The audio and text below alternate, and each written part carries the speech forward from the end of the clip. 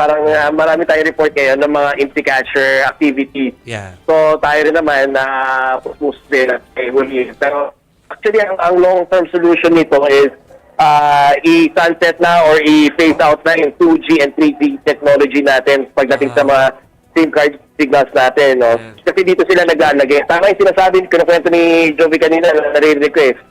Madalas po kasi, ang tawag dyan yung thread hijacking.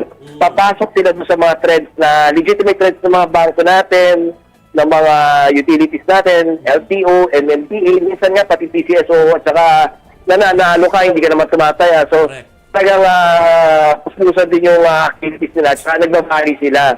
Tapos umiikot-ikot sila, very mobile sa mga MC catcher devices na to eh. So, ang mapapansin mo, tama, one is may link doon sa mga text nyo, pinabawal na ho ng ating NTC ni Commissioner Ella Lopez, no? Pangalawa, makikita nyo, kahit mo sa ibang phone, isang message lang lumalabas lahat. Iba-ibang, alam ba, smart load dito ka. Yeah. Isang message lang kasi, hindi siya nanggagaling doon sa courier mismo, nanggagaling siya doon sa road towers na tiyatawag natin. So nakakapasok talaga siya sa threads natin. Kaya nilang pasukin. No? Paano yun, sir? They're able to spoof the number of, for example, LTO? How does that work? Yeah. Hijacking. Ina-hijack nila. It's not spoofing actually, Sir Ed, no? What they're doing is they're backing the legitimate signals of the telcos. Tapos nagpapatus siya ng sarili niyang signals. Kaya nga ang tawag natin doon sa MC catchers, ito ang tawag natin sa kanya is rogue cell towers. Kasi binablock niya yung mga numbers ng mga, o yung mga signals ng mga telcos, tapos nagpapasok siya ng signals niya ng sarili.